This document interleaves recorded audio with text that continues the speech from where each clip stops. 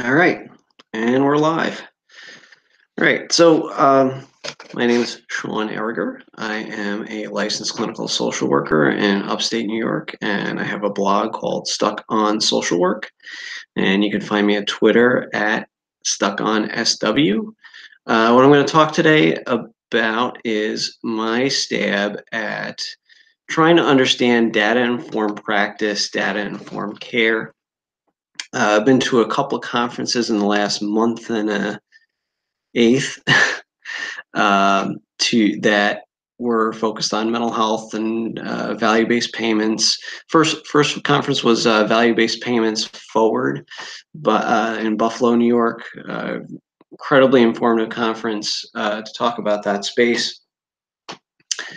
And also recently at the National Council for Behavioral Health, kind of started this experiment of looking at open data sets in through the New York State Department of Health website.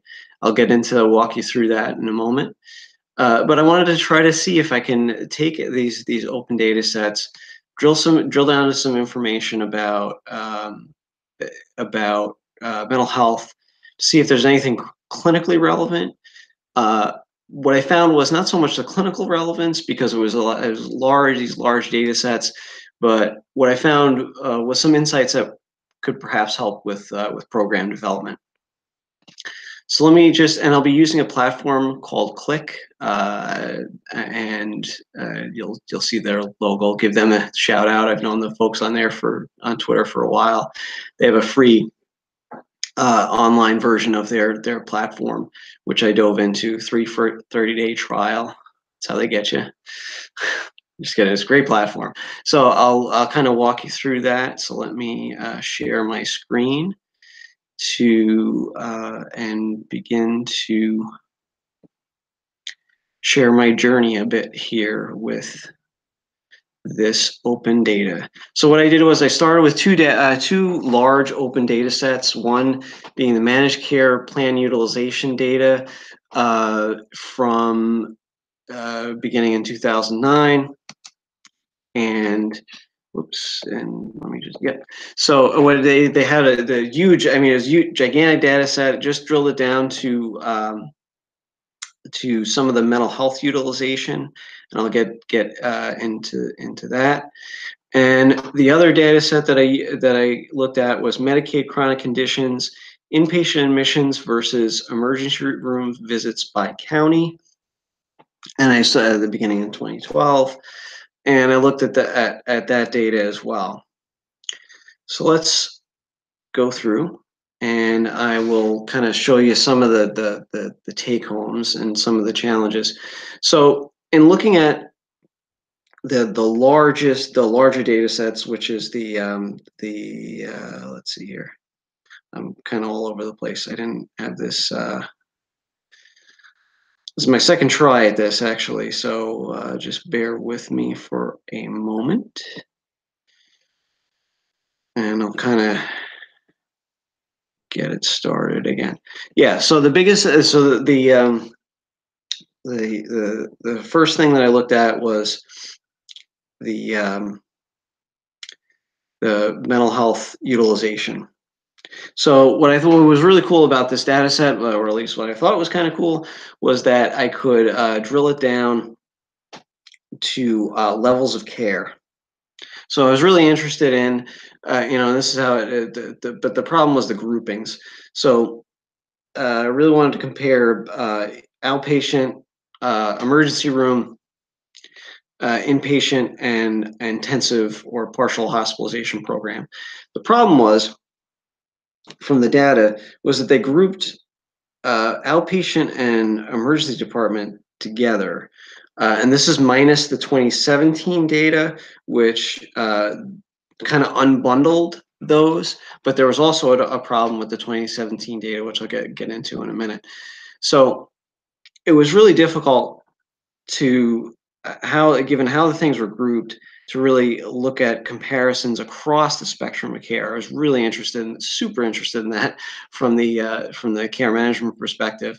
But what I did do is, because through all the years recorded, There was consistency in how inpatient and partial hospitalization program claims were tracked.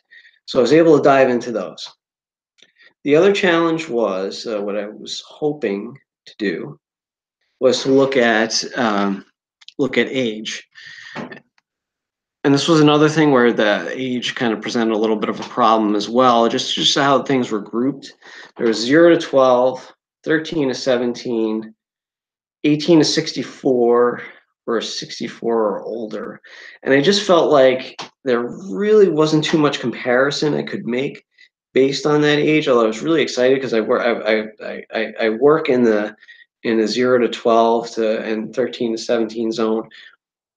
My preference for 13 to 17, love working with adolescents. And I really wanted to dive into that stuff. And I still could across age. But again, there's so much data to look at, and I just wanted to kind of give a snapshot.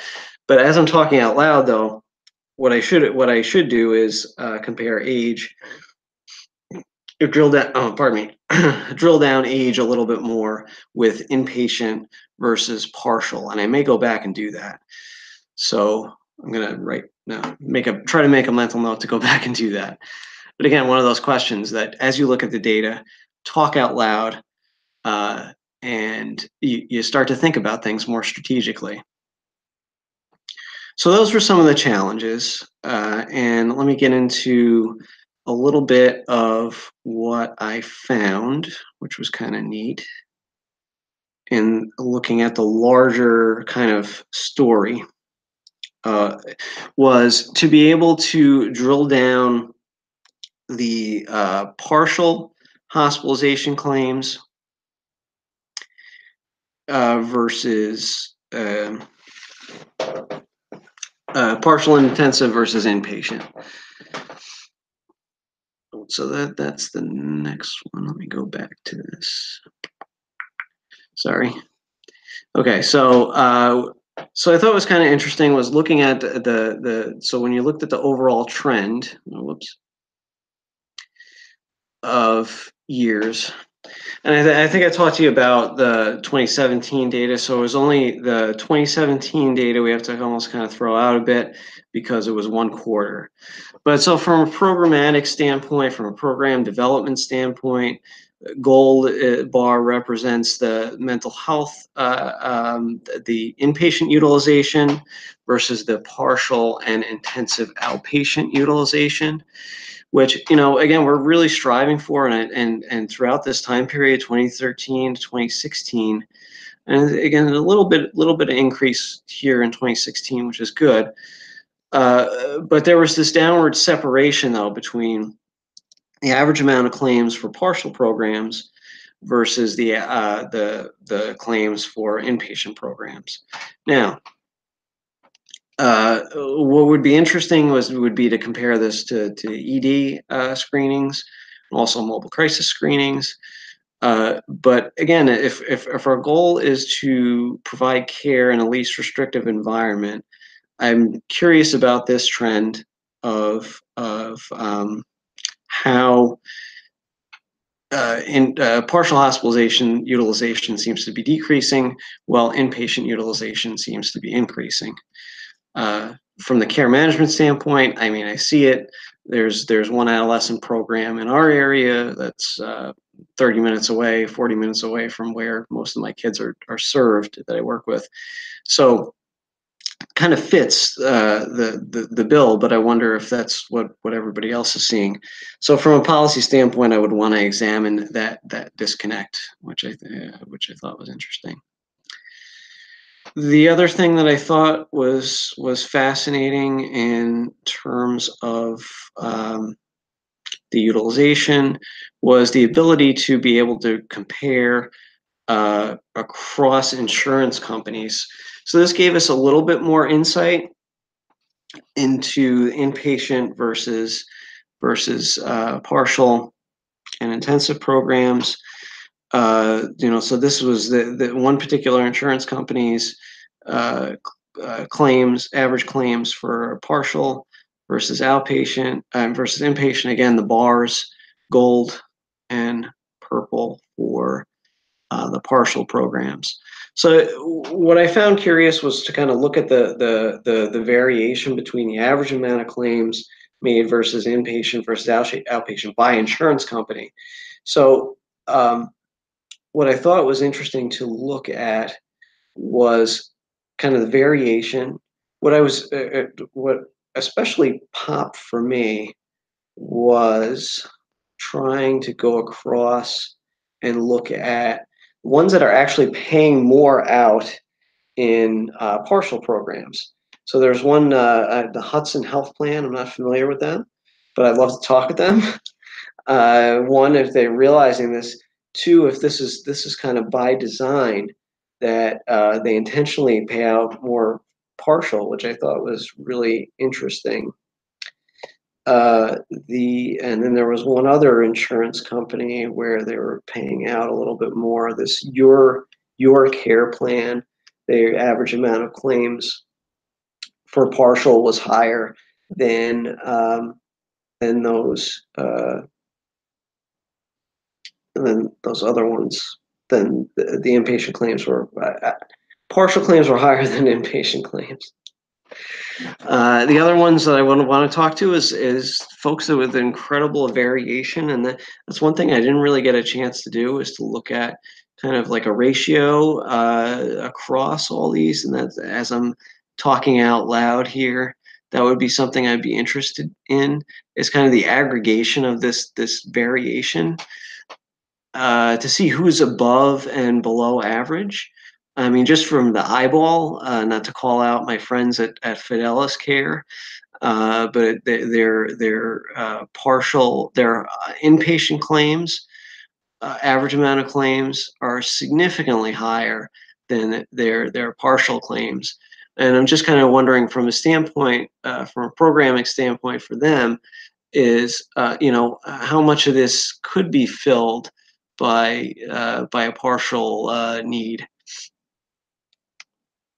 And yeah, so that would be kind of interesting examination to walk down. But again, for the just kind of giving me from the care management perspective, this versus that, I think was interesting. The so that is partial versus outpatient, or partial versus inpatient. The other thing that the other gigantic data set that I looked at was the chronic conditions versus and yeah, so I drilled down to the chronic conditions category, the mental health category, and there's a few that they have. So let me pull that set up for you. So what was interesting was to look at the first thing that I ran was looking at the mental health categories, which they have it broken down as let's see here, personality disorder, bipolar, chronic mental health, schizophrenia, depression. So looking across the population, and then each one of these kind of represents beneficiaries in your zip code. So what you can do is you can get even further, is to look at, say you wanted to look at one condition, look at schizophrenia, say, and we can look at that we can click down, hence the click, to drill down even further by zip code, how many beneficiaries you have in your area, in your zip code with schizophrenia, which might be useful in terms of program development for you, grant writing, all that fun stuff.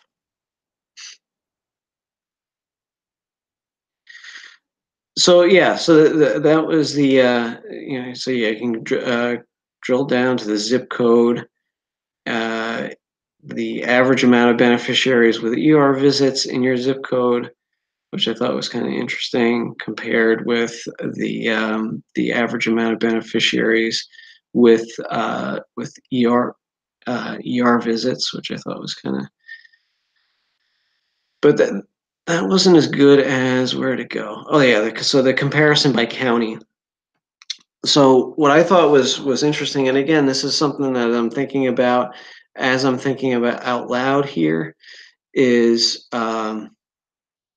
looking at ratios. So this is the average amount of beneficiaries with the condition in the county compared to the red line, which is the average amount of admissions.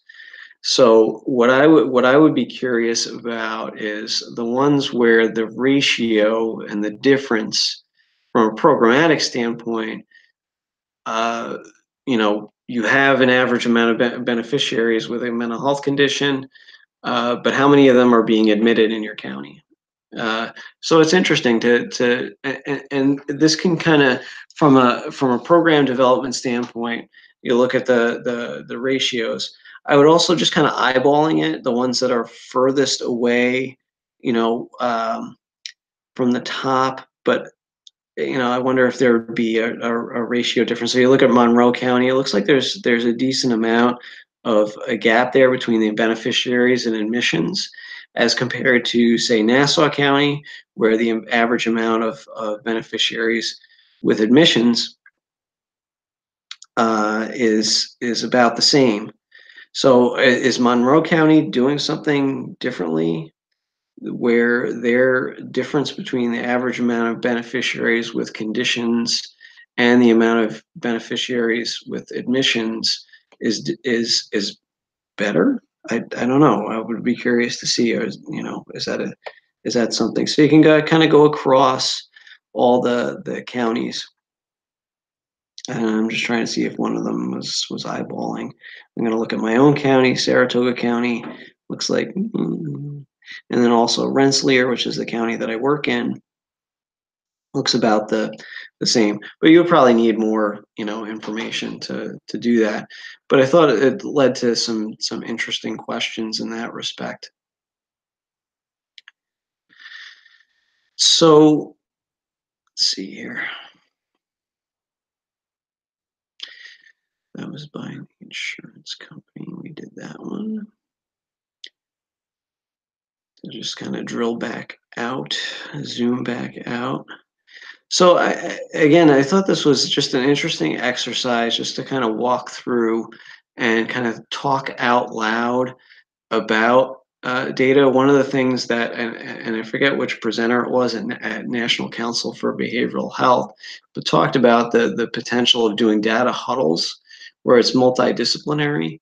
I mean, even just the fact that I tried to put this together and start to talk out loud about things made me think about, again, the trying to kind of drill down a bit more with the difference between partial via age. So let me see if I can do that really quick. And so if I were to take, the thing about this one is that the age is not, the age categories, everything's not labeled well, which is partially my fault. But anyway, something to revisit in a future thing. But just again, how I was thinking when I looked back at age, within age, is there a difference between partial and inpatient claims within a specific age group, also within insurance companies as well. So again, just the exercise of trying to put this together, talk out loud about it was helpful. But what one group suggested was to do kind of multidisciplinary data huddles where they have their clinical folks, the chief financial officer, chief technical officer. They got together, kind of looked at data together, and they found that a very powerful exercise. So I can't imagine this will be the last time I'm doing this, but just to kind of give you a little bit of a flavor of what it's like to look at large data sets and try to glean something that could be helpful in terms of program development, in terms of grant writing. I found this to be a really great exercise. So kind of going with my theme of being stuck and or stuck on social work, providing tools for you to get unstuck, diving into some data visualization, some data organization, I think is a great way to get your organization potentially unstuck. Try to look at things from a different way and develop new programs. So happy data hunting at this point. Thanks to my friends at Qlik for kind of pointing me in the direction. Might want to check them out. Great program to check out. All right, thanks all for hanging out with me for a bit, and I hope this was helpful. And I'm gonna try to end this. Maybe.